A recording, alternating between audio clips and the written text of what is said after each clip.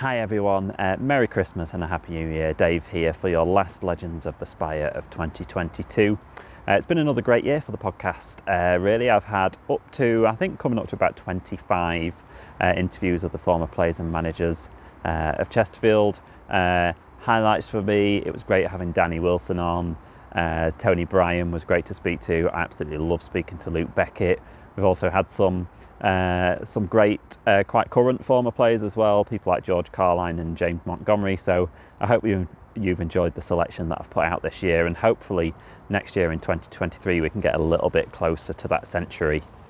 Also this year, Linda's Sandwich Shop has come out. Issues 1 and 2 are out there, the new fanzine about the club. You can buy it online at Etsy, or you can also buy it at Tallbird Records in the town centre, so do grab yourself a copy if you haven't already. There'll be more of those coming out next year, with issue number 3 due out at the start of March. But as your last podcast of 2022, I'm delighted to finish off the year with Sam Clucas. Now Sam, obviously a hugely popular player from his year at the club under Paul Cook. He was part of the playoff team in League One that got into that semi-final in the playoffs against Preston after a great season.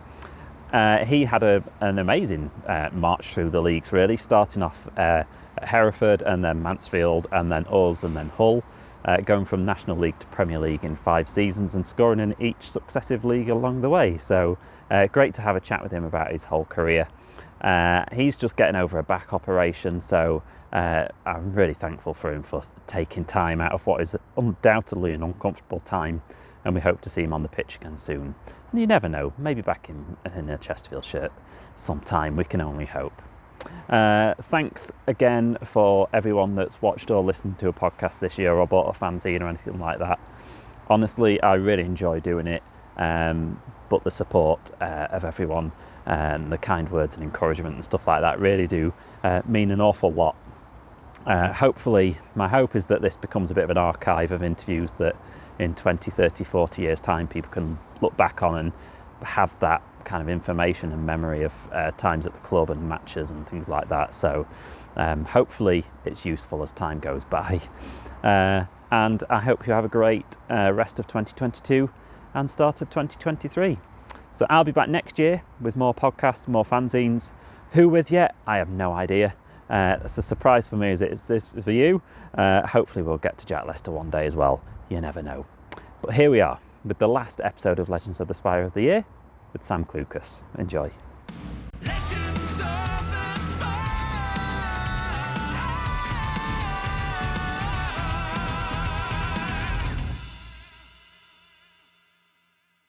You're actually my Christmas episode, so this is going out on Christmas week. So Is that a good thing or a bad thing? Yeah, I don't know. I should have got you to wear a Christmas jumper or something, shouldn't I? Never mind. So you're born in Lincoln, is that right? Yeah. It's a nice place to grow up in Lincoln. You've got that amazing fudge shop halfway up the hill. Yeah, some lovely places up and around the cathedral and around the castle area. Mm. It's not ideal to be walking when you've got a bad back like I have at the minute, though. It's very hilly, but Oh yeah, that's true. It's great. It's a great place to grow up. Yeah. And you actually started as a youth player at Leicester. Is that right? So how young were you when you started there? I was there. I signed there when I was 10 years old, and then I played there until I was 16. So 6 years I spent there, traveling 3 times a week. My dad used to take me. It wasn't until like the last year where they actually did the roads and got like a dual carriageway from Lincoln to Leicester, so it cut the time down. So like the first 5 years, I actually had to lie on my when I first signed there and said that I had to put my granddad's address down, because at the time you can only travel up to an hour. Like under 16s, I think it's under. I don't know if the rule still stands, but under 16s could only travel an hour. So from my actual address to the training ground was like an hour 15. So I actually have to put my granddad's address down that I was living there, and we had to travel there. So it worked out just under an hour at the time. So, but yeah, we travelled there 3 times a week and had some great times playing there. So your whole career is based on a lie. Yeah, basically. Or yeah. a mistruth, maybe. well, just my living, where I was living, basically. Yeah. Great. And you were there until you were what, 16? Is that right? I was there until 16, yeah, and then got released well, just before you get told if you're getting a scholarship. So all the boys were obviously queuing up to go in and see the manager, see if he was getting a scholarship. And then that was when I got told that I wasn't getting a scholarship, not for footballing reasons, just because I was too small. Oh, I so said your football. Wikipedia is true. It says that on your Wikipedia that it says you were too small. Does it? Yeah, it was true. Yeah, I've got a lot. It's a long story, but I was obviously there for 6 years, and I was a very late developer. Even at under 16 level, I hadn't fully developed or anything yet. I actually remember the club got at Leicester. They got some guys in from a university, I think. They actually did blood tests and did loads of tests on me and stuff to see if I had like a growing disorder or anything like that. And they can actually predict your height. And it came back probably 6 weeks later, and they were saying, "Oh, he's going to be 6'2". And at the time, I was like 5'4", skinny, like not had a growth spurt, not developed at all. And the coach was like, "No chance. Like, look at the size of him now. All the other lads are developed. They're all becoming like young men, and he's still a little boy." And then it so happens to be that I'm 6'2" now, so it actually worked out. But at the time of a scholarship, they were saying, so I used to play at striker back then, and I was top goal scorer that season, and they were saying, "Listen, you're a good player. We want to keep you technically. You're brilliant and that, but we think that you won't be able to handle the step up into the next level, where obviously all the lads are going to be bigger and stuff. So we're going to release you." So that was the start of another journey. Wow. So how do you cope with that mentally because it's nothing of your fault, nothing you can do, and it's not that you've not got the talent. Like that must be quite hard to take as like a 16-year-old. Yeah, that's probably the one that's not really spoke about it, but it's probably one of the hardest moments of my career, to be honest with you, because from the age of 10 till 16, I was I was flying at Leicester. Like I'd sometimes I'd be training like the next level up. I'd be playing. All the coaches would be saying how good I am and stuff like that, And in between that as well, I actually went to Man City. Man City wanted to sign me, so I actually went to play a trial game for Man City, and they took me to a first team game, and I played against Everton, I think it was, and they wanted to sign me, but that obviously that rule within an hour, they wanted to move my family and everybody over to Manchester. So I was just like, nah, I enjoy it at Leicester. I think I've got a better chance of playing first team football at Leicester. That was all that was in my head at that age, because obviously I was doing really well. Every year I was playing well, being told I was one of the best players and stuff. So in my head, I was like 90% sure I was going to get a scholarship. When I like looked to players at the same age as me, I was thinking I've got a good chance of getting a scholarship here. And then to get told that, and then they actually gave us tickets for a Leicester game. So they told us on a Saturday morning whether he's getting a scholarship or not. And they gave us tickets to the Leicester game. So I had to go to the Leicester. I actually went to the Leicester game, where obviously like 90% of the other lads have been told they're getting a scholarship. And they were like, "How'd you get on?" And I was like, "Didn't get anything." And they were like, "What?" So I had to sit there while they were all like celebrating. My mum, dad, and my granddad came with me on that day. And it wasn't until I got home at night, to be honest with you, and I was in my bedroom on my own, that's when everything come out, you know what I mean? Mm. That was when I was crying and stuff, because you literally think that's over. I did well at school and stuff, so I had decent grades, but obviously all I expected to do was be a footballer, and that's all I got told I was going to be, and I was good enough to be that. And like I say, even being told in that meeting, it's not because if I'd have been told that I wasn't good enough at football, to be honest with you, I would have probably like knocked it on the head trying there. I'd have probably been like, "Yeah, you know what? They're probably right. Probably not good enough. I'll pursue something else. I'll still play football locally or whatever, but I'll pursue something else as a career." But when they tell you it's not because of your football ability, it's because your size, it's like say it's hard to deal with because it's out of my hands. There's literally nothing I can do. It's just about waiting. And it happened to be that like a year after I got released was when I had the massive growth spurt, and I went from like 5'4", 5'6" to 6'1", 6'2". Honestly, it was crazy. Like I've got stretch marks on my legs and stuff because it just grew so quick. And I think it might have just been that I just stopped doing a lot of sport, and it just all kicked in that Yeah, yeah. that year. So that was really hard to deal with, because after that as well, you go to like exit trials and stuff as well, where all the teams come, and I got asked to go to so many clubs because I'd done well at the exit trials, and I went there, and basically they all said the same. Like there's so many stories I could tell you. There's one in particular. I went to MK Dons on trial, and they actually had a trial game. It was the lads that were on trial against their under 23s team, and I was only like 16 at the time, and we had one game to play and impress, and I scored a hat trick. So I played up front. It was actually a perfect hat trick, left foot, right foot header. and you go into a room after, and they say, right, the following lads are going to come back for a 2 week trial after this that we think are good enough. And I didn't get read out. So my dad went to like one of the coaches, obviously wasn't very happy. Like, what more I do you want him bet. to do? He scored a hat trick against you under 23s, and he said, no, he's too small. So I just had loads. I literally had loads of cases like that. Doncaster, they said I was too small. Barnsley, they rang me up to go there on trial and gave me 3 minutes. I came on in like the 87th minute to play. And then basically after that, I was just like, you know what, it's every club staying the same. I'm best off going to college, playing football locally, and just seeing what happens from there. So, and that's basically what happened after that. Wow. Because it's easy, I suppose, in that situation. Your life can go two ways, can't it? You either go off the rails if you've, it's I suppose it's important you have a good family behind you and stuff like that, because you could easily go one of two ways, can't you, when you get such a big thing that kind of Yeah, goes against 100%. you And at that I've age. I've seen so many players go the other way as well. But like I say, as long as you've got the right family around you and you're strong mentally, half of this game, half of being a footballer is being mentally strong nowadays with social media and everyone's got an opinion on you. Mm.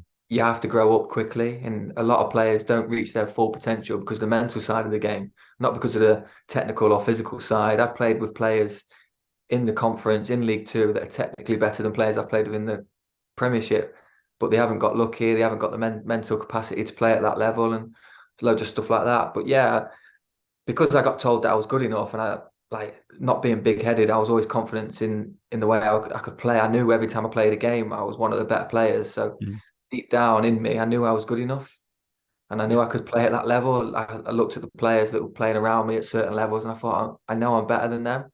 That I can play at that level. It's just my height that was so it was definitely frustrating, but it was something that I just put to the back of my mind and thought I'll go to college. Um, I did sports science development and coaching there, looking at being maybe a PE teacher. But I played for the college team. I played locally for Lincoln. I played for Lincolnshire and stuff like that. So it was always something that I still wanted to aspire to, but it's Mhm. just I wasn't doing it full time at that time. And you did end up at Lincoln, didn't you? What was Yeah, I it? Was did. it Yeah, Peter Jackson saying you yeah. were a real find? I was at Lincoln. No, I was at college. I was in my second year at college, and the college football coach used to work at Lincoln City. And I think Lincoln City had a few injuries at the time. So they were like, can you send 5 or 6 college lads that you think will be good enough to come and train? Honestly, it's crazy how it worked out. So obviously the tutor come to me and says, do you want to go with a few other lads and train? Just help them out for a bit, basically being mannequin. You know what I mean? For like when they doing set pieces and stuff, you basically just stood there and trying to mark them. And I was like, yeah, I've got nothing to lose. So college let me go there for a week. And then after the week was gone, they said, we want to keep you behind and carry on training.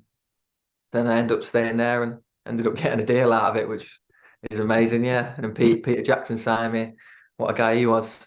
I was going to say he seems like he's kind of a bit of a cult figure in the game, I suppose, isn't he? I Yeah, imagine he's he's a quite bit, a lively character to be around. yeah, he's a bit of a legend in Lincoln as well. Everyone used to love him because he used to stop random cars in the streets in Lincoln and stuff and just talk to old people and stuff like that. And he signed his name on the wall in the stadium. And I remember when he told me we played a game against Lincoln United, which is like a local team in Lincoln that play each other most years.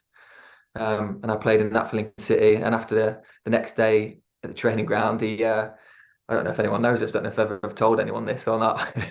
But I went into the manager's office and there was him, all his coaches were there. Obviously, I was a young, shy lad, not fully developed even at that time yet, to be honest with you. And he was like, take your t-shirt off. So I was like, what? Like all the coaches in there, I took the t-shirt off and he was like, yeah, we need to do some gym work with you. But you know what? I'm going to give you a year deal. He said, I love you as a player. I think you're really good. We want to sign you. And I think I had a bright orange Renault Clio, I think it was at the time outside. And he said, listen, son, if you work hard and stick to it, you'll change that Clio for a Porsche, he said to me. So it was like I was a bit embarrassed, but then I was buzzing that I got a contract. So I got out that meeting and I could actually walk home from the stadium. I lived that close. So I remember walking home, rang my dad, was the first one I rang and said I've got one, got a contract. And yeah, it started off really well and until Chris Sutton came in, really. I was going to say I saw that Chris Sutton was the one that released you, wasn't he? I'm Yeah. guessing you're not a Five Live listener No, not anymore. No, but he came in. He had his own way of doing things. He brought in a lot of loan players from Premier League clubs. Um, at the time when Peter Jackson was there, he was playing a lot of homegrown players. Like we had 4 or 5 that were actually born in Lincoln, lads that I know now. And they were playing, doing well, being linked with other clubs. Obviously, Peter Jackson got the sack. Chris Sutton came in, and that was basically just gone. He got all these players from bigger clubs, thinking that would work. Some of the players were good players, but we was in a relegation battle at the time, and they just wasn't ready for that. You know what I mean? They were going out and stuff, and it doesn't mean as much to a lone player coming in as it does a local lad. Like, I'd have loved to have played in them games and tried to help out and keep the club up instead of getting relegated. But he saw things different, and yeah, there's a lot of stuff that happened at that club with him that I probably wouldn't talk to him if I saw him again, to be honest with you. And I know there's a lot of players. It's not just me. If it was just me, I'd be like, maybe it was me, but I was there every day, even though he didn't want me there. I still went in every day on time and trained hard and just tried my best to get back in the team. But unfortunately, it didn't work out. And that's probably one of my biggest regrets up to now, to be honest with you, not playing. Because I only played 1 game in the cup for Lincoln, and obviously being born there, all my family and friends and stuff are from there. I definitely wanted to play more games for that club. I suppose it's one of those things as well, isn't it? You can have a manager that's not a very good manager, don't really have a long career as a manager, but they can make decisions on players that can end a career virtually, can't it? And No, 100%. Like we were saying earlier, when Yeah. players get released, they can go one of 2 ways. And like I told you about them 4 or 5 players that were playing for Lincoln City's first team that were locally, once they got released, they just gave up and didn't bother pursuing it anymore. And even though they were good players, like a couple of them were getting linked with Celtic and stuff like that, and they just went and got a job. You know what I mean? It's hard because when you're at that age, a lot of the way everyone thinks footballers are earning £2 million a week. You know what I mean? It's not the case. You're earning very little, and your mates that are working on the roads or doing other jobs from college and from school, they're earning a lot more money. So when these players are being released, they're just thinking, "Why would I try and get another club when I can go and work and earn more money?" Yeah. And I fully understand that. And like I say, 4 or 5 players that I played with there went down that route, and fair play to him. But he had that power, like you say, the manager can have a power to just end careers like that and put a real misery on your life as well. It's like that's your whole life, football. You know what I mean? It's full time, it's every day, and he hasn't got a manager's job since. So it's probably a reflection of his time management there, I would say. Probably says a lot. He's quite annoying on 5 Live as well, to be honest. You ended up at the the infamous Glen Hoddle Academy, didn't you, in Spain? Yeah, that's another crazy story. Does he actually? Is he actually ever there? Do you Yeah, actually? he was there full time. Was he? Yeah, he loves the sun and golf, so he's never not going to be there. We lived on a 5-star golf course, and it was in the south of Spain, so it was hot all year round. So he was there every day. It was really good working for him. But yeah, that's another story. I I knew I wasn't going to get anything at Lincoln at the time. Chris Sutton was there, so I was a bit pushed up against the corner really because I didn't know what to do. I'd got no experience. I played 1 cup game. I've obviously come from college. I'm thinking I'm not going to get another team anywhere here. But there's a lad called Chris Fagan that played for Lincoln at the time. Yeah, I remember him. He was the first player at the Glen Hoddle Academy, I think, to get a club, and he was playing for Lincoln. And the Glen Hoddle Academy at the time was for Premier League and Championship players that had been released only. So I couldn't have got in there if I went myself. And I spoke to Chris, and he said, "Oh, let me speak to Glen for you and see if there's any space on the trials down in London." I said, "Oh yeah, please. I've got nothing to lose. I'll try it." And he managed to, I think someone dropped out, to be honest with you. And I went down there with my dad for a week's trial down at Bisham Abbey. And when you have to sign in, my name was actually last on the list, like the very bottom. So they must have just added me on because of Chris Fagan gave me a recommendation. So It was crazy. And I ended up, after a week, getting told that I'd got a 2-year contract there, which is unbelievable to go out in Spain. So another lifeline used, I think, there from me. The Glen Hoddle Academy bears the name and carries the vision of one of English football's most gifted players. Having played for the likes of Tottenham Hotspur, Monaco and Chelsea in the 1980s and 90s, Hoddle moved into international and club management, where he faced a dilemma that didn't sit well with his footballing philosophy. I realised that I had to release 18, 19-year-olds from the game. And I always thought then that it was possibly too early to do this in football. There was too much talent falling out of the game that I felt I wanted to do something about that and give them a second chance and develop them and see what could be done. And that's really why I started it. The Hoddle Academy's vision is simple: to take players who have been released early by professional clubs and give them a chance to work closely with top-level coaches with a view to getting them back into the pro game. We're not really an academy, we're a professional outfit that are coaching professional players that have been released. That's a development centre really to improve them, and I think that's the key to it. The academy means to me it's like another chance to get into football, to hopefully develop my skills, because we've all been released from football clubs, so hopefully coming out here can develop on my weaknesses, which obviously I've got some, and hopefully get straight back into a club. It sounds like your dad's quite a pivotal part in this whole story. Yeah, my whole family are, to be honest with you. They to be honest with you, before probably last year, they'd watch nearly every game. They travel home and away. Even when I was at Hereford, miles away, they'd come and watch and travel. But yeah, it's just from a young age. Obviously, like I said before, I was travelling from Lincoln to Leicester, which at the time was an hour 15. My dad would have to finish work early to come back. I'd have to leave school 15 minutes early, which the school gave me permission to do. Literally go home, eat tea together and shoot off in the car. Yeah. And we wouldn't get back until like 10:30. And my dad would be up again early morning, working. And then he'd have to do that 3 times a week, you know. So it's put a lot of pressure on us. And I've got 2 brothers that had hobbies as well that want to do. And my mum doesn't drive. So it was just my dad that was driving. So the whole family sacrificed a lot. It's not just my dad, it's my 2 brothers that sacrifice a lot. My mum, like I say, my granddad comes to all my games. So they definitely got a big role to play. And my dad was probably the first person that got me into football, because I just earliest memories just going to watch him play locally and stuff like that. So I've got a lot to thank them for as well. And what's it like living in Spain for a bit then? That must be really nice. Yeah, it was unbelievable. Like I say, we lived in the south of Spain on a golf course. It was like being a full-time footballer. We trained every day. We played games once a week, usually on Wednesdays. And then we just, like I say, we lived on a golf course. We played golf in the afternoons. We all lived together. We'd eat together.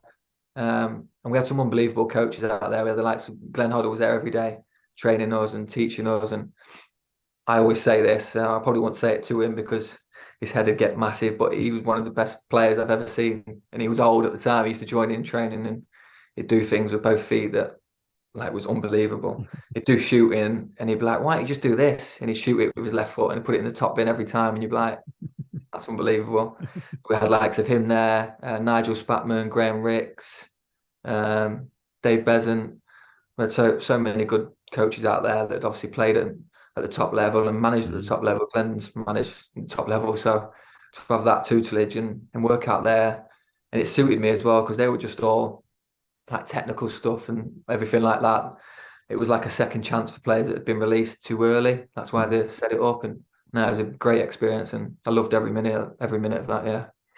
So, what position were you kind of playing in that time? Because obviously you started striker. Yeah, I actually went on trial there when I got released and started playing locally.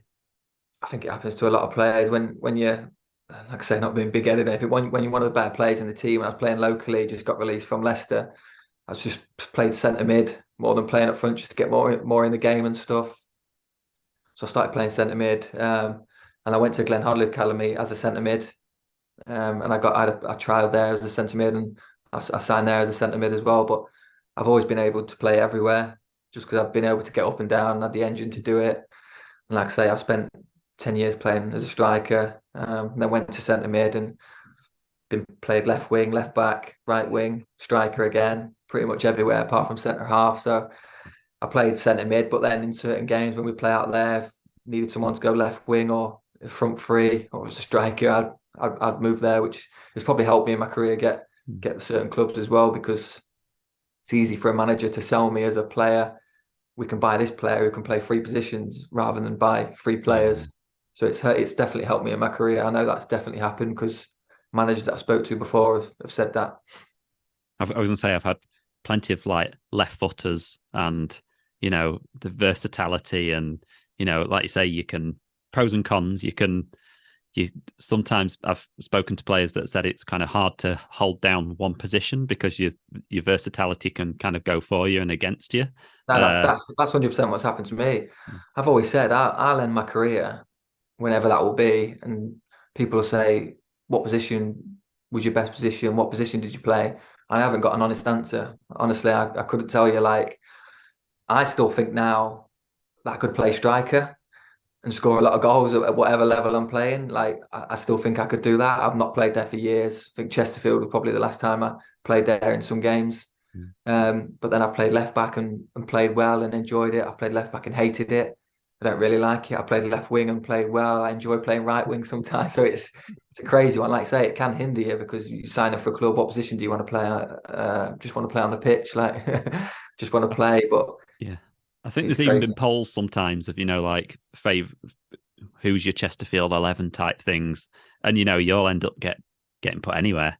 Yeah, There'll be certain players that get the spot, but you I'll can take it still to end be up in at that left team. back, left wing, centre midfield up front. Yeah, it's crazy. So you end up swapping Spain for Hereford, don't you? Which is obviously a bit different weather-wise. So we're like 2011 now, aren't we? I think when you were at Hereford. Yeah, I'll go from Hereford. They obviously sort clubs out for you and tell clubs that we've got these good players. Send you clips from the games and stuff. I nearly signed for Barnet. I went to Barnet on trial. They wanted to actually sign me. I had Barnet and Hereford both offering me the same money. It was literally nothing. I couldn't afford to drive home from Hereford. It was that little money, but I had a choice between Barnet and Hereford, and I chose Hereford just for the fact it was out of the way. I spoke to the manager; he really wanted to sign me, and I thought living in London on them wages, I might as well have put a tent up on the training ground. To be honest with you, I wouldn't have been able to afford it, so I chose Hereford, and yeah, I had a really good season there. Enjoyed my time there. It was brilliant, and obviously from there it just kept getting better and better from there. Really, Yeah, because this is where it's an incredible journey starts, where it's like conference to Premier League in 5 seasons, yeah, which is that's a where bit literally where the ridiculous. craziness starts. Yeah, How do you? Obviously, we'll touch on a few of the clubs and things, but how do you kind of uh, keep adapting to it, or do you just kind of, I suppose, when you're in the moment, it just kind of happens, don't you? But did you ever in that time get a chance to look back and go, crikey, this is happening quite quick? No, not really. I've said in previous interviews that I've done. It's strange because it might look bad on me or whatever, but I always found the higher I played up, the easier I found it.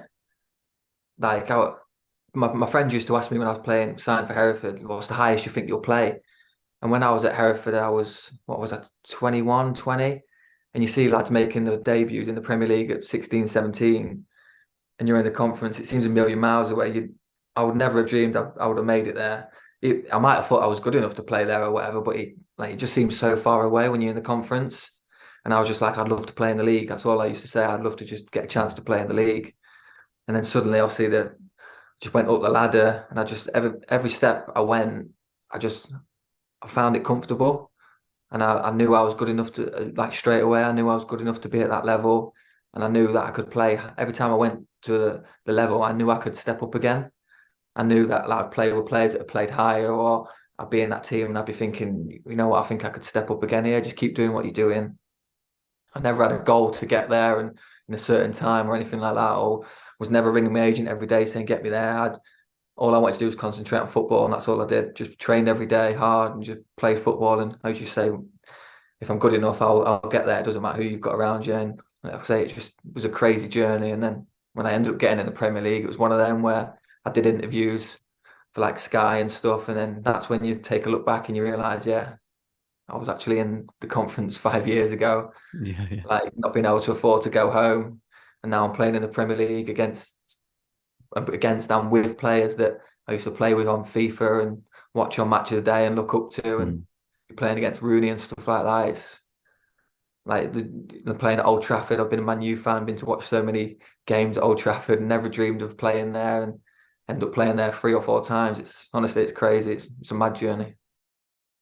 Which players, when you were kind of Hereford or when you were younger, were the ones that you were kind of modelling yourself on? Who did you watch and kind of look at the game and try and pick up bits from? Everyone, to be honest with you. I tell my close friends now, I used to have a weird thing when I was young. I used to watch football and I'd watch it like, I think I'd watch it different to what other players would watch it. I would look how players kick the ball and the technique on like hitting diags or technique on taking corners or just stuff like that. And then I'd go out in my garden or down the side of the house and I'd practice that technique. I didn't watch the game as in like a full 11v11 and just worry about the score. I'd see like like I used to watch Paul Scholes, being a Man United fan. Used to love him, ginger hair, just the same thing. Was small. I used to like really like him, and I'd literally watch how he'd kick the ball, like what part of his foot, where his hands would be, like for his balance. And it was strange. I used to watch the game like that, and then I'd go out in the garden, and I used to put like little targets in the garden, and I'd say to myself, I won't go in the house until I'd hit that target like 10 times using that technique.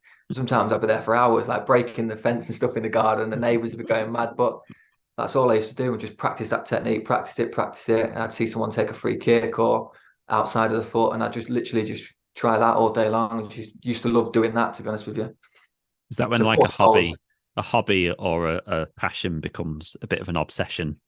yeah, 100%. It was 100% was an obsession. I'd finish. I'll be playing football all day at school. Finish school, and I'll be having my tea straight away, and I'll be straight out in the garden, down the park, and I'd literally just be practicing them things. Like I wouldn't tell anyone about it because I used to think it was a bit strange that I'd be worried about what part of the foot I'd be kicking and stuff like that, and where I'd put my hands and stuff like that. I didn't think anyone watched the game like that, so I'd literally just do that and over and over again until I thought, right, I've nailed that technique and try something else. Yeah. So you moved on from Hereford then to Mansfield, who were League Two at the time. Boo. Yeah. And you obviously had a season with them in 13-14. You played like loads of games, didn't you? 43 appearances or something like that. But I think I remember at the time when we signed you, because it was like transfer deadline day, wasn't it? It was like 1st of September 2014, that you were like not necessarily a starter at the start of that season, were you? Or have I just remembered it wrong? Because I remember the fans at the time thinking, after you'd obviously shown how good you were, going, why was he on the bench for Mansfield? No, so what happened? I obviously played a lot of games the previous year for Mansfield. Love my time there again. Every club I've been at, I've loved, to be fair. But yeah, I really enjoyed it. And then what happened was the manager, Paul Cox at the time, said to me that they were going to sell me and Chesterfield were interested. So he was saying, don't want to play you because the club are going to earn some money from it. You're going to get injured. I remember, I think the last game we played was Sheffield United in a cup game. And he said to me, you're going to be on the bench, you're not going to play because I think it's near enough done to Chesterfield. And then one of the players ended up getting injured first 10 or 15 minutes. So then I ended up playing near enough the whole game, worried about don't get injured. Obviously got through that game, played well, and now I went to sign for Chesterfield. Was that kind of rumbling on then all throughout that start of the few games of the season then? Yeah, it was, yeah. Like I said, I got told probably in the summer that Chesterfield are really interested. And then it's always the politics between the clubs, agreeing a fee and all the stuff like that. Like it's never a problem from our end with me and my agent. Like I said, I would have played football for free if I could afford it to drive home and stuff. The money and stuff's never been part of it. I just always wanted to play football and stuff. So it was just about the two clubs agreeing it and coming to certain terms. Like I say, in their head, they was going to sell me. They was ready to sell me. Obviously, they was earning money from it. To be fair to them, they didn't want to stand him away. A lot of clubs sometimes say, no, you're not going. We're keeping you. Try and make more money next year. But they were like, no, like you can go. We're happy for you to go if you want to go. And I basically just said it's an opportunity to play a league above again. We played against Chesterfield the previous year. Obviously, they got promoted that season. So I remember playing against Paul Cook's teams and liking the way they played football and stuff. So I was really excited to join there and like happy to go. Danny Jones on that left foot, lays it off to Morsey. In for Roberts, the little flick over the top for Clucas! And Sam Clucas gives Chesterfield the equaliser! What's it like, kind of the first days with the Paul Cook squad? He's a right character, isn't he? And he's very infectious and motivating. And I've kind of met him once.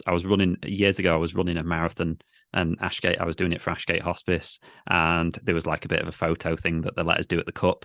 And I was sat in a room and he kind of came in and just had a chat. And he was going through contacts on his phone like of players that had been offered, going, "What do you think to him?" And I was like, "He's always injured," and he was like, "Yeah, no," and he was going. It was amazing. It was like the best half an hour. But yeah, what was it like for you in kind of first few days of training with the new club? Joining any club's nerve wracking because you don't know, most of the time you don't know anybody there. So it's like joining a new school and stuff. You're obviously nervous. You've got to prove yourself. You don't go into a club and be shouting about and be yourself. To be honest with you, you're quiet for a few days until you get bedded in and show everyone what you can do. But you obviously you know what Paul Cook's like. He's brilliant to be around, and he's probably one of the best managers I've had. Him and probably Steve Bruce, where you've joined the club and immediately you just feel welcome. Like I sometimes after night games and we train the next day, I'd obviously stay in a hotel because I didn't want to drive home because it'd be late. And he'd be like, right, come out, we'll go to the pub for a bit and just go in the pub and just have a normal chat with like a couple of the other lads, you know what I mean? And it was just so good that just helped me settle in. He'd bring a few of the other players that were staying over and just stuff like that, just really helped me bed into the team. And it was a great atmosphere there. That's probably one of the best team environments I've been in.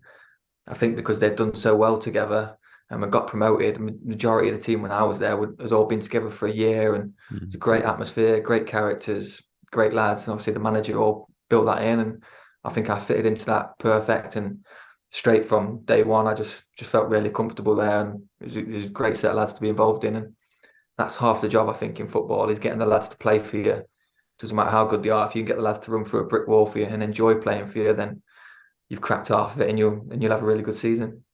Yeah, and I remember when Ollie Banks came on the podcast just before he re-signed for Chesterfield, and he was saying that he had a bit of a stinker of a match one day, and Paul Cook kind of called him into his office and said, "You know, I know you're really good, so don't worry about it." And he kind of went out.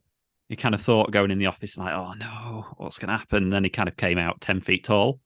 It's kind of, I suppose, in any business away from football or in football, to have like a leader like that in charge is just great for everyone. I've spoke to loads of players that have played under him before at Wigan and stuff, and I've always said I'd love to work for him again. He's a brilliant manager. Just you see him on the touchline, he's so that he just helps you up through the game. Like he's just so positive all the time. He don't throw his arms up at you and slate you or anything like that. If he wants you to do things better, he'll get you in a 1v1 situation in his office, and he'll tell you in a way where you take it on board, but you'll still go out there thinking he loves me. I'm a good player. Like you still go out there thinking that you're really good. And I enjoy playing for him because he just wants you to go out and play football, like get on the ball. Before every game, you'd be like, lads, you're a good group of players. You're good footballers. Just go out there, get on the ball, and enjoy yourself. And all the lads at that time were technical players and really good players on the ball. We just had a really good time just going out there and just playing football, like just going back to like the street football and just enjoying it, getting on the ball. And we obviously had a really good season that season. Probably should have got promoted, to be honest. Yeah, I remember him when I spoke to him, there was that rumour at the time that he'd told Tendai Deriqua to kind of take a ball home with him and, you know, treat it like a baby for the next few weeks and things like that. I was like, yep, that was right. Yeah. So he's definitely got his methods, hasn't he? No, he's got every man has got different methods, but like I say, I've only got positive things to say about him. He was brilliant for me, and I was obviously back at Chesterfield the other week, doing a bit for BT Sport, and actually popped in before I did all that and seen him in his office, and he was exactly the same. Great guy to be around after the game. Come into the office, have a beer. He'll invite anybody in there. That's just how he is, and he's dead infectious, and the lads will feed off that, and they'll be buzzing to go in there training every day, and because you know what type of character he is.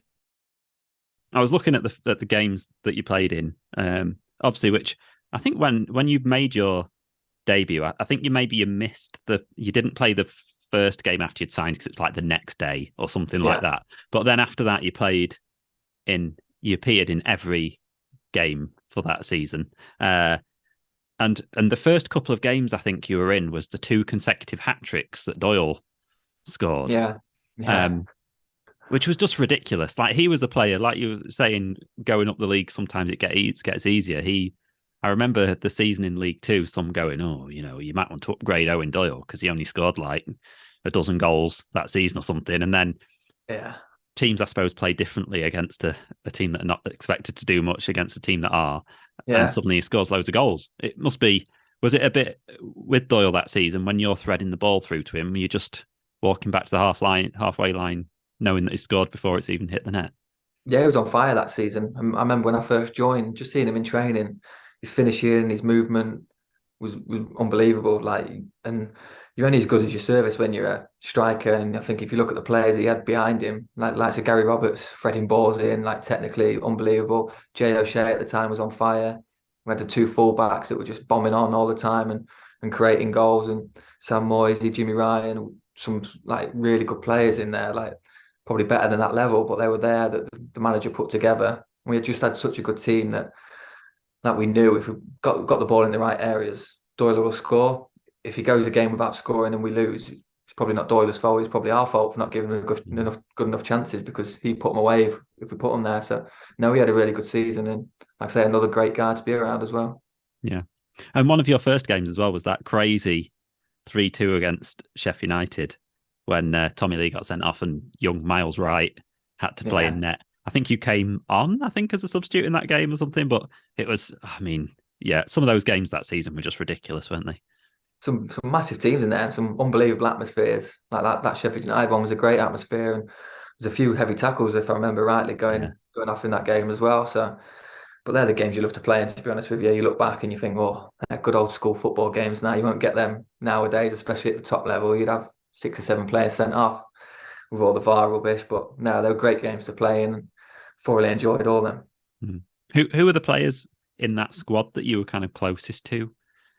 Was it kind of ones that had these little subgroups, or was it just kind of a big gang? You know what? There wasn't really subgroups in the squad that time. That's been one of the only times in my career where everyone was, like I say, because they'd become through so much together, I think, in the season before and had all the success. They just had a really good group, and when you have that success, it just brings everybody together. But the lads I still speak to now, I speak to Robbo now and again. I spoke to him the other day when I was obviously there. Dan Gardner I still speak to. Sam Morsey I see now and again, and just a few like Richie Humphreys, still speak to him now and again. And like, a couple of years after that, we used to go out for food and a few drinks and stuff, like Tommy Lee and Gary Roberts and all them lads. But football is strange, like industry to be in, because when you change clubs as much as I've done, you get to know people like so intimately. You know the families, you're with each other more than you see your families. So you get to know when the partners are having kids, like if there's sadly deaths in the family and that, you get to know them like deeper than you would your own friends. It'll take you 10 years to get to know your friends that well. And then suddenly you move on, and you always say, keep in touch. And you do for 6 months. And then suddenly you get the same friends again at a new club, and you live miles away from where they live, and trying to organise nights out or get-togethers, it's virtually impossible. So slowly you end up just like slowly coming apart and just sending the odd text, which is probably a sad side to the industry, to be honest with you, because you meet some really good lifelong friends that you'd like to keep lifelong friends, but people have families, like I say, people move abroad sometimes and play in different parts of the country, and it virtually becomes impossible to get together. Like you say, it's an odd balance, isn't it? Because I've spoken to a lot of players where they say you have more like acquaintances than friends, but like at the same time, you can probably quite acutely tell if someone's going through something in their life and something's not quite right. I've had players on before that have said, they've kind of noticed sometimes in training, like, is he all right? And you can kind of notice it is an odd situation, especially when you're all kind of young men as well. Yeah, like I say, you can tell straight away as soon as you get in that morning. Someone that normally comes in that's bubbly and says morning to you, suddenly the next day they come in, got their head down, don't say morning, and you know straight away. Like I say, you spend more time with them than anybody else. You know all the mannerisms and their behaviours and stuff like that. So you know when it's not right. And most of the time as well, the manager will know that, and they'll get them in and speak to them and stuff like that. But yeah, it's like I say, it's hard to get really, really close friends. Like that's probably the right word, acquaintances in football, and just becomes sad when you end up leaving and trying to start them friendships again with other people at other clubs. So the belief must have built quite quickly in that season, because obviously we went into it. You kind of sometimes go into a season after you've won promotion like a bit cocky, thinking, yeah, I think we can have a good season this, like as fans anyway. But then as players, when you start off and you've got that momentum going and it's going well, and I suppose you've got someone like Doyle up front scoring lots of goals, you must start to think, oh, actually, we could maybe get playoffs here, or we could maybe do this year. What was it like as that season kind of built and went on? I knew straight away, to be honest with you, that we'd have a good season. I didn't know how good it was going to be, but as soon as I joined there, just the players, stadium, the pitch was always unbelievable. I used to love playing there because the pitch was one of the best in the leagues all the time. It was always a carpet. The Paul Cook always used to make sure it was like that because of the way he wanted to play. Just like I say, just everything. The manager, the fans, because they'd obviously have such a successful season the year before, the fans were just buzzing for it and had all that excitement for the new season and get behind the lads and whatever. And when we performed and played well, you could feel that in the stadium and stuff. But like I say, I just knew because of the players, the way we played, everyone enjoyed playing, everyone enjoyed going into training, which isn't always the case, by the way. Even the lads that weren't playing, normally you get like a group that aren't playing, that are not happy, want to get out. They'd love coming in training. They'd love to be in around the squad. The whole squad was together, and it was just everything. You could just tell it was going to be a good season, and it was until Preston obviously did us in the playoffs, which is another regret of mine, to be honest with you, because I've got a really bad memory when it comes to football matches and stuff, like in particular games. And people always say, "Do you remember that game I played against you?" And I'm like, "No," but I always remember that. It still bugs me to this day. I had the chance one-on-one with Preston away. I played up front against Sam Johnston. Sam Morsey played me through and had a one-on-one, and he saved it. And I honestly, I'm not just saying it because I'm on the podcast, but I think about that probably once every couple of weeks, like what I should have done different, like where I should have put the ball, and like I should have scored, and it would have made it an interesting game, and we could have come back into the game. And honestly, like I say, I still think about that, and imagine if we'd have got to the championship with Chesterfield, it'd have been with that group of lads and that manager, it'd have been unbelievable. That was a difficult period as well after that game, to be honest with you. Yeah, because you had to kind of obviously Owen Doyle was sold, got a great move to Cardiff, didn't he? But then you ended up kind of playing up front for a little bit, stuff like that. It's I don't know, it must have been a bit of a when he went. I suppose you're kind of happy for him, but at the same time, it's a bit like I think everyone would have been the same, manager, the chairman, everyone, to be honest with you, because it's one of them where you make money off him. It's a great move for the club. It's a great move for the lad. He's done so well for the club, so he deserves his chance. You can't begrudge him with his chance. But then, the other hand, he's left, and being honest, we're probably a prolific striker short now of getting promoted. I think that's all we would have needed, to be honest with you. One or two players, and we could have got there. It's one of them where he's done well to get the move, but we never really replaced him. And like I say, you end up getting people trying to fill in for him, like me, and that have not played there week in, week out for a long time. And it's hard just to go in there for a game and be expected to score one or two goals when you've not used to playing that position for a while. So it's a difficult period, but we still had chances. We still could have done it, but unfortunately, it just wasn't for us at that time. Yeah, you did get 9 that season, didn't you? I think it was 9, and included a couple of doubles. Colchester and Gillingham got a couple of doubles. And that Preston game. I mean, it's a game that most Chesterfield fans probably think about every now and then, just because when you're so close on the cusp of the championship, but I mean, then you look at the team that Preston had at that time. They'd like Beckford and Garner up front, and like you say, Johnston in there. That like you look back at it now, thinking, wow, they've got a really good team. But then sometimes you don't always look back and, well, I suppose we do quite a lot. Look back and go, wow, we had a really good team at that point. You look at where you all went on to.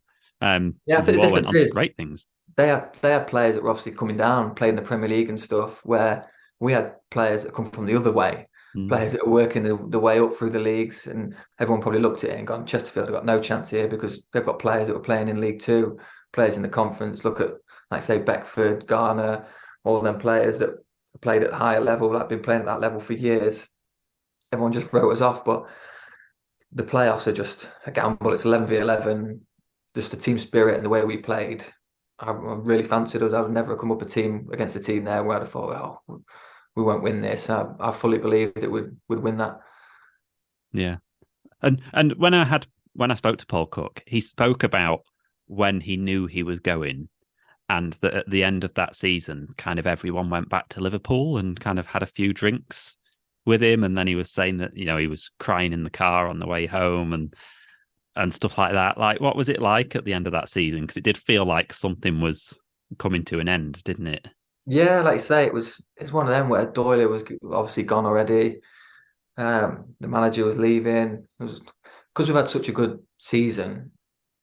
It's inevitable that the players get linked elsewhere, especially like I said, when we've got players that were working their way up the leagues that other clubs knew they could get for fairly cheap in that market rather than buying players from the Premier League or Championship. So the success, unfortunately, brings a lot of attention from higher clubs, and you're going to end up losing your best players, your manager, and stuff like that, and that's going to happen. And obviously, not in a position where they can afford to offer massive wages to compete with the teams that were coming in and say, right, we'll have another go for another year. We'll offer the manager more money, more years to keep him. We'll offer these players better terms and try and keep them. It's hard to do that at that level. And there's not many teams that can do that. So it definitely just felt like a period where almost that was our chance, like to get to the Championship. And now we've not got there. Players obviously getting linked elsewhere and seeing Championship clubs or whatever coming in from their life. Well, maybe the head starts to turn then and going, right, and get to the Championship with them. I'll go and try and play in that league. So it's definitely a period where you knew that it was going to change. Lee goes long. First half of extra time. Nangelay will flick it on. Roberts with the skill. He's got Doyle free on the right-hand side. Clucas arriving! 1-0. Chesterfield have the breakthrough in extra time. They lead Scunthorpe. Clucas, really good skill. Nangelay. Jones over on that left-hand side. There's plenty getting forward here as Chesterfield hunt a second. Intercepted by Boyce.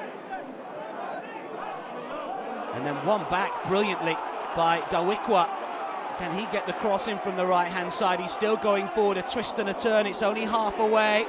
Comes out to Clucas with a curler! 2-0. Surely Chesterfield are through to the fourth round of the Cup. You got a good move to Hull. And Chesterfield made a very decent profit out of you as well, it's got to be said. So it kind of worked out. It's best for all parties. There's another story about that. I was actually signing for Wigan. It was near enough basically done with Wigan. I actually sat with their manager in his living room and with my agent and basically said it was done. But then we played Hull in a pre-season friendly with Chesterfield. And I was like, I want to play in the game tomorrow. I think it was the day before I was actually with him. I want to play in the game tomorrow against Hull. And then we'll sort it out next week. There's no rush. And I was like, yeah, no problem. Played in that game against Hull. And then literally the next day, my agent rang me and said, Hull want to do it. Do you want to go sign for Hull? They're really impressed with you. Steve Bruce wants you. They've flown to Austria today. They're in Austria. They want you to fly out and sign. And then suddenly it was like, what's happening here? Like going to sign for like Hull with massive players that obviously played, Tom Huddleston and Michael Dawson and Jake Livermore and players like that. It was just, I was like, wow, let's do the Hull one. Let's get there. Flew to Austria the next day. And obviously it was a good move for me and good move for Chesterfield as well, because like I say, they earned some money from it. Yeah, totally. And for Hull, it was like, what, you played like 52 games that season or something ridiculous? I used to play, before the last couple of seasons, before I turned 30, I used to play minimum 35 games a season. Before I turned 30, I actually never had a muscle injury. Like, never had a bad injury. And then suddenly all the injuries caught up with me. But yeah, I played a lot of games. Like I say, just trained hard and played at the weekends and just looked after myself really in between all that. Yeah. And obviously it's a playoff win against Sheffield Wednesday, which as Chesterfield fans, it's nice to see.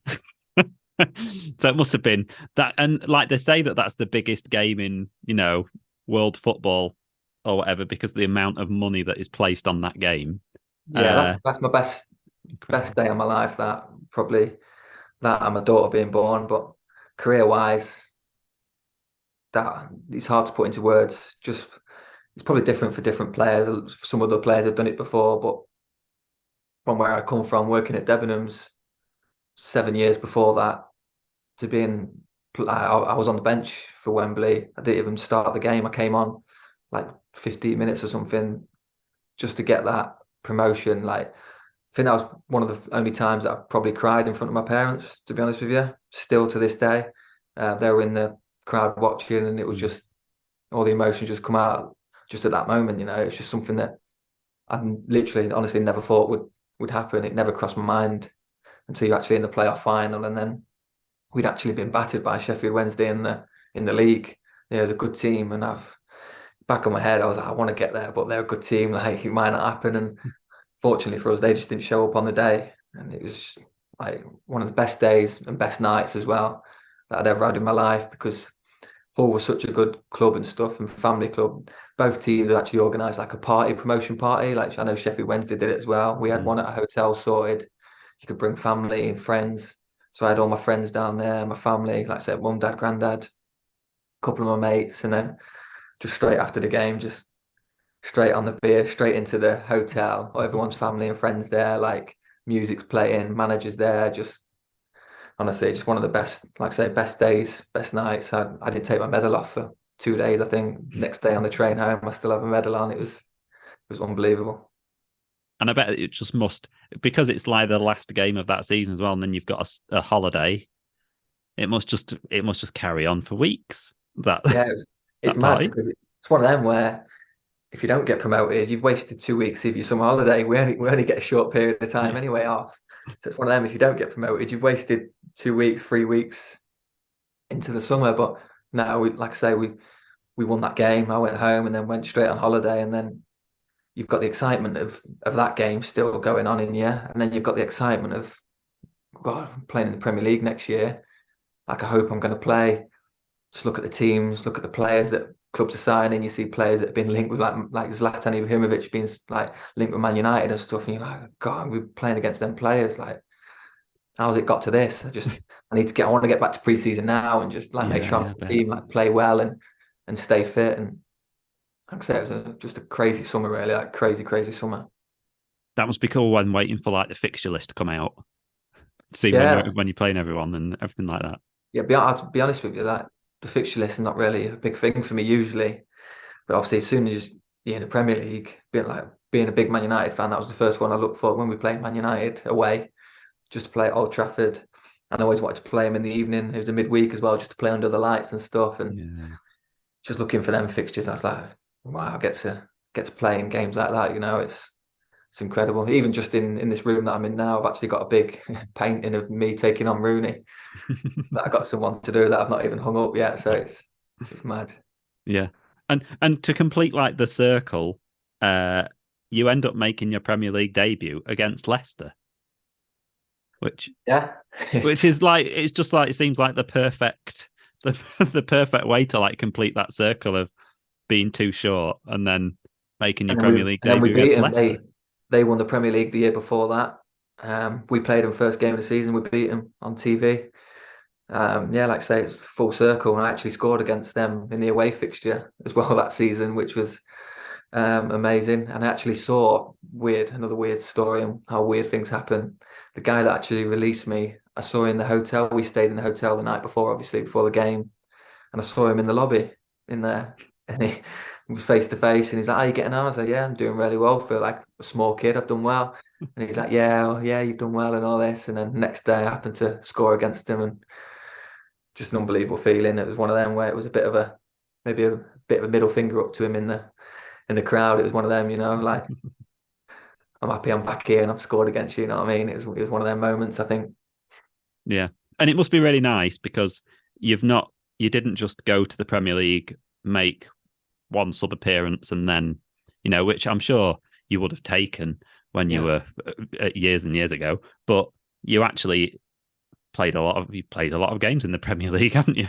No, that was in my career so far. That's the best season I've had performance wise and stuff. I actually got lucky because I was playing the year before. I was playing left wing for Hull. Steve Bruce was playing me left wing all the time. Never played centre mid just because the centre mids they had at the time were unbelievable.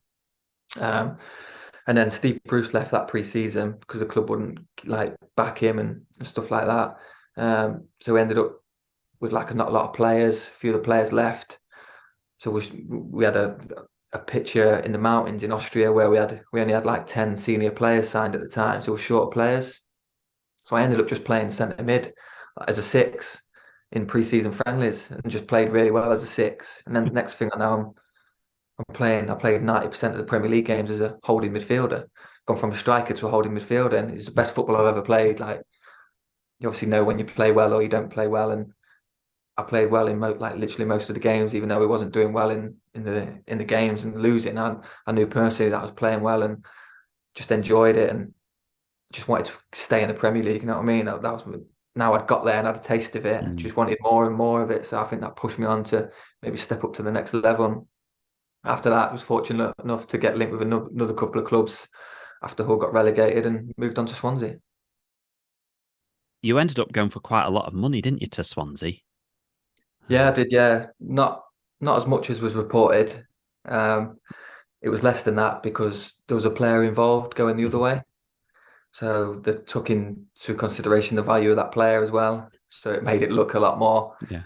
But I think the main reason for that was Gylfi Sigurdsson had just gone from Swansea. I think he went for about 50 million or something like that. Something ridiculous. So Hull knew that Swansea had the money because there's another couple of clubs that I was speaking to at the time, Burnley being one of them, that would put bids in, but it was nowhere near the fee that they were willing to pay, and Hull were willing to accept the price that Burnley were willing to pay. But as soon as they saw that Sigurdsson went for that much, I think they played the game a little bit with Swansea, and Swansea ended up biting and paying a lot more than probably should have, to be honest with you. Well, it must be weird. I suppose when you're part of that industry, things it just is what it is, isn't it? But it is still bonkers, isn't it? That as a commodity or something like that, you can be worth quite a lot of money as an asset. Yeah, it's crazy when you think how much you're worth. Like I say, it's just a crazy situation. But that never really bothered me, to be honest with you. Obviously, used to get mentioned with fans and stuff like that. How much you paid for him? He's way too much, or he's not worth that. Who's paying that much for him and stuff? But honestly, it never really bothered me because that's nothing to do with me. It's like if they're willing to pay it and one club's willing to accept it and playing the game, I can't help that. If I'd have gone for 100 million, it's nothing I've done. I've not negotiated it or said, right, I want to go for this amount of money or anything. And I don't get that money. It's not like the old days where you get 10% of the transfer fee, unfortunately. Yeah. I didn't get any of it. So it's just one of them where it just gives an excuse for people to say, I can't believe we paid that much money for somebody, or he's not worth that, you know what I mean? Or maybe they turn around and say, oh, that was a cheap, and we got him on the cheap. But Swansea fans will tell you different now, I think. So you've obviously had spell at Swansea, now at Stoke. You've kind of established higher league, Premier League player. You must look back at those initial days when things, looked borderline whether you'd actually become a footballer or not. When you were going to college, or like Debenhams, how that always gets mentioned, doesn't it? Debenhams must be amazing looking back. Yeah, like I say, you just have to look back and think, how's it gone from that? It's gone literally from one thing to the extreme, something that very rarely happens. Like I think I'm the only player that's done a conference to the Premier League in 5 consecutive years. I know there's been a lot of other players that have done it, but they've done it like big jump, or they've done it over a lot of years. But I think I'm the only one that's done it consecutive years, and I've definitely got lucky on the way with some of the moves I've got and how they've come about.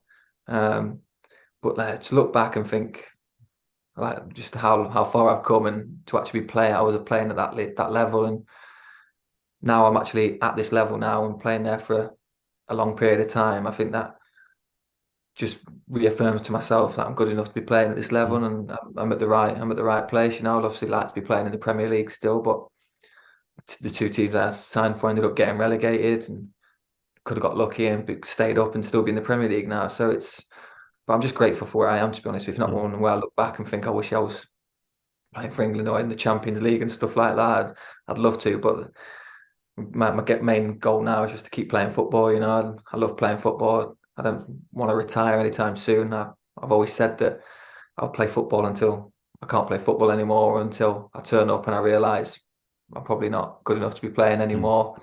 And that'll be a really sad day, to be honest with you. But I still feel like I've got loads to give playing at the highest possible level. And I'm out of contract this year, at the end of this year, so it's probably going to be the first time in my career where I've actually gone to the end of my contract, because before that I've signed for a club, signed 3 years or 4 years, played a season, moved up, gone to another club, signed 3-4 years, after a year moved again. So it's probably the only time that I'm going to be going into the summer, well, the end of the season without something lined up, because I've had a few injuries this season as well, which obviously doesn't help. So it's going to be an interesting time come the summer, to be honest with you. But my options are open, and I've always said to people that I'm not one of them snobby players that says I won't go back down and play in League Two, League One, or the Conference or anything like that. I'll literally go play wherever. If I'm playing football and playing every week, I'm happy. The level's not really an issue for me, but I just think why I think I can play at a certain level, I'd like to stay at that level. You know what I mean? Yeah, definitely. So you're not really. So any thoughts coming to your head about what you do after you've finished playing then, or anything like that? Are you still in that playing mode? You're not I'm start still in thinking that about player. coaching Yeah, badges I'm or things like that? still in that player's mentality, but I think the realism comes when you hit 30, and you see players retiring at 32, 33 sometimes, like sometimes because of injuries, or sometimes just retire. And you have to start thinking about the next level. You know what I mean? Like I say, most of the general public think that footballers just earn enough money to be able to go and live on a private island and get private jets everywhere for the rest of life. It's not like that. It's such a small percentage of players that play at the top level for numerous years that have the luxury of being able to do that. So, like I say, before I became a footballer, I was looking at being a PE teacher, something that I still might do. I'd love to go abroad and do something. I've started doing my coaching badges, so it's definitely probably football area that I'd like to stay in if I can. But I'm open to anything, to be honest with you. I like to keep busy, so I've had 2 weeks at home not being able to do anything because of my back surgery recently. So I think that's putting into perspective that if I was to retire, I couldn't sit at home and do nothing, to be honest with you. I'd pull my hair out. Especially because you're still actually. I've spoken to other players recently where they've had a full another career after football. Yeah. You know, you're still young, aren't you? Yeah. So it is you can go on to anything, can't you? Yeah, like I say, the options are open. I'm told, like I said before, I'm doing my coaching badges. I've done my B license, doing my A license this year, and just see what happens from there. Really, like obviously, I tried the punditry the other week, which I've never really done, to be honest with you, and I actually really enjoyed it. So it's something I'd like to do again if I got the opportunity, and just a lot more opportunities come up when you've had as many clubs as I have. Some certain things come up at different times in different places, and it's just trying to work out if I want to go into that, and if I'd enjoy going into that side of the game or away from the game as well. Yeah. Well, as Chesterfield fans, it's nice because we always it's nice to have players that have, even if they've just passed through, you know, that you then see them playing in the Premier League and stuff like that. You know, we feel the same pride probably as your family do, just because we're Chesterfield fans, and you're like, oh, that's exactly because he's playing against, you know, whatever brilliant player it is. You know, so it's nice seeing you go up there. And obviously, I'm going to put 2 and 2 together, but you've said you'd love to play for Paul Cook again one day. You've said, you know, you think about that Preston game. Maybe you've got a bit of unfinished business. You know, you mentioned your contract's coming to an end. And then all the people that watch this podcast are going to go, well, you had Paul Cook on like a month before he came back. And then you spoke to Ollie Banks a month before he came back. You know, I suppose it might not be anytime soon, but at some point before you retire, could you see yourself playing for Paul Cook again at Chesterfield? 100%. Even if it wasn't Paul Cook, I've always said, literally, honestly, every club I've had, I've enjoyed playing there. Even my time at Lincoln, which didn't finish well, just to play for my hometown club and stuff, it was so much pride just sitting on the bench and putting on that training kit every day. Even with Swansea and stuff, I really enjoyed playing there and living there. And every club I've had has played a massive part in my career, because without that, I don't think I'd be where I'd be or got to where I got to. I've always said that I feel like if I'd have jumped from the Conference or League Two straight to the Premier League, I think that could have been too much of a jump at the time. And going up the leagues like I did, I think I just learned different things and just got better as a person as well as a footballer. Like mentally, the side of the game as well just improved so much. And the higher I got up, just from reading comments like on social boards and stuff like that, fans forums. Like I used to do that. Yeah. I think most players used to do that when I was young, and then you get to a point where you read some stuff and you're like, well, it's not helping me. Why am I reading it? Like, just try and block that out, and just the higher you go up. Just started to do that more. So no. So getting back onto your question, really, is just I'm like I said to you before, I'm open to anything. I just want to get back playing football. As long as I'm playing football week in, week out, I'm enjoying myself. It's a dream job. Like everyone would love to be playing football, kicking a football around every day as a job. And I would never, never, ever turn around and say, no, I won't go back play there. I'd go back and play for my Sunday League team next week if the club would let me go back there and play, you know. So it's not really an issue to me. I'm not one of them players that would turn my nose up at an opportunity like that. Nice. So it's you, Ollie Banks, and Darren Aldaker in the Chesterfield midfield in League Two next season. I'm coming back as a striker now. Now I've got older, I'm a striker. I need to put that mischance right. That's fine. There you go. Sorted. Coming back as a striker next season. Here to here first. Great. Well, thank you so much for giving me so much of your time, especially because you're recovering from that back surgery and stuff. So I hope the recovery goes well and you're back on a pitch sometime soon. And it's great to see you fly up through those leagues. And I suppose it's quite inspirational for any young footballers going out there not to give up and just keep plugging away and listen to yourself and not always what I always say to people now, like, it's a game of opinions. Like you read stuff now, people say that Messi's not played well, or he's not good, or who's the best player out of Rooney and Messi and Ronaldo and stuff like that. And the best players in the world get criticism. It's just a game of opinions. Like one manager might come in, say you're not for me, just the way you play and stuff. Next manager, best thing since sliced bread, and it can turn around like that. So it's all about just keeping belief in yourself, just working hard every day, not giving up, and who knows where it'll take you.